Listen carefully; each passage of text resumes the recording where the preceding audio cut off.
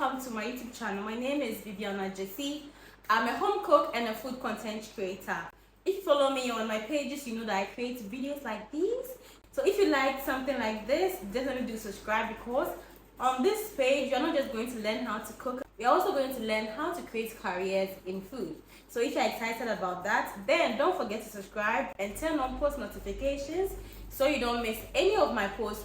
Let's get right into today's video. So today I want to talk about 3 very important things you need to know if you want to become a food content creator or a food blogger, especially in the African Ghanaian setting, because that is where I operate and that is where I have a lot of information about. The first thing I'm going to talk about, this is like a prelude or a pre this is a pre something, right? So first of all, you need to have interest in this career.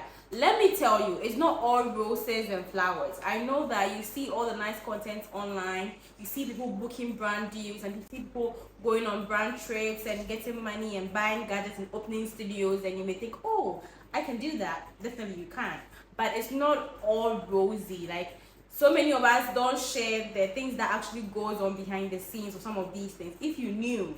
So if you don't have the passion for it, if you don't have a purpose, it's going to be very, very difficult to stay committed when it gets tough.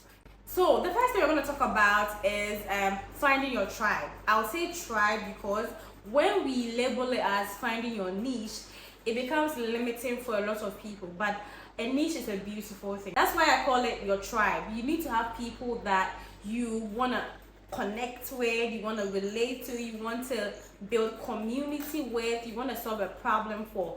These are your people. These are the people that you write for. These are the people that write for you. Do you know why a certain influencer would be there and people would buy them cars and buy them stuff on their birthdays, or as soon as they work with the brands, people go and crash the website?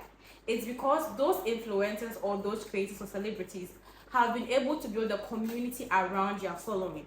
And why? Because they share content that either entertains, educates, informs, or motivates this group of people, which is their community or their tribe. And that is what you can do with a niche.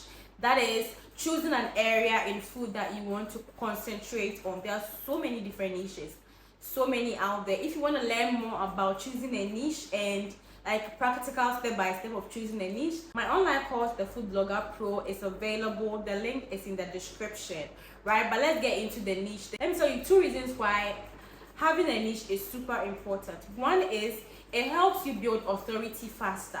Let me give you a scenario of 2 different types of creators, right? A creator that does everyday recipes and has a bit of baking in there, and a creator B who does only baking. So she does cakes, she does small chops, and like all those like baked goods that we all love. If you have an event to plan and you are probably organizing an event for friends or a picnic where you have to do a lot of baking, would you come to my page and scroll through my page trying to find one baked recipe I made 6 months ago? Or would you go to creator B who has only baking stuff on their page and would probably give you more ideas on things you can do? Obviously, you go to creator B, and that is the importance of having a niche, because creator B is focused on only baking. Yes, her market cap may be small because it's not everybody that wants to bake, but the people that want to bake would go to her. She's able to build that authority, she's able to build that community of people that love baking. So when she comes out with a course, when she works with a flour brand, or when she works with a butter brand, people are like, okay, she's a baker, we trust her judgment, we are going to buy that butter, or we are going to buy that flour. That is the importance of having a niche or having your tribe. Another importance is that you are able to target the right brands to work with. And one of the main ways that so many creators make money is by brand deals. But if you have a general audience, many brands wouldn't want to work with you because they also want to tap into a brand, right? So let's say that you have a general audience, and in your audience you have people that are eating healthy. You have people that there are times where you create healthy recipes, there are times where you create any kind of recipes, and you go and work with a brand that doesn't promote healthy eating. The people that are in your group that are trying to eat healthy wouldn't feel like they are part of your community because you are giving them something that is not going to be beneficial to their journey. right? So it's really, really important to find your niche. And another important thing to know about a niche is that it should be something that you are used to. It should be something that you have interest in. It should be something that is a lifestyle to you, right? For example, if you decide to go into a niche where you create healthy recipes for people who are working out, counting their macros and counting their proteins and all of that, and you're not somebody who is a gym girly, you're not somebody who does meal prepping and does all these things as a lifestyle, it's gonna be so difficult for you to keep on going. One, because it's not a lifestyle, you're gonna get tired, and secondly, because people are not gonna come for you when you do something inaccurate, because you don't even know what you're doing and just doing it for content's sake, right? So having a niche and building your tribe is very, very important. The second thing I'm going to talk about are the pillars of food content creation, which is photos and videos, right? If you want to get into food content creation or food blogging, you need to know how to take photos and videos. Why is this important? Because content is king. Like, you can't be a content creator if you don't create content. Duh. Right? You need to have content, and there are so many resources out there that you can learn how to create recipe videos, how to shoot content, how to edit them the right way, to light your setup. Let me know in the comments if you want content, more content like that. I'm going to learn all these things in depth at one place. My food blogging course, Food Blogger Pro, is available. The link to buy it is in the description. You need to know how to do some of these things, and some key areas to consider when you want to do food photography or videography is one, lighting. So we have artificial light and we have natural light. We also have your props and then your gear. So gear, we have support. So when it comes to support, the tripods you're going to be using, whether it's aerial, whether it's tabletop or a regular tripod. We also have when it comes to gear, we have camera, whether you're going to use a professional camera or a phone. The props are a lot. I can't talk about everything in this video. If you want a full video on props, let me know in the comments and I'll do that, right? You also need to know about angles. What angles are you going to be shooting your videos or your pictures? You also need to know about editing. How are you going to be editing them? Because you don't just create videos and post them online. That's not how it works. After creating the videos, you need to be able to put them all together and then post them, right? So when it comes to food content creation, these are some of the things that you need to know. Finally, let's talk about social media.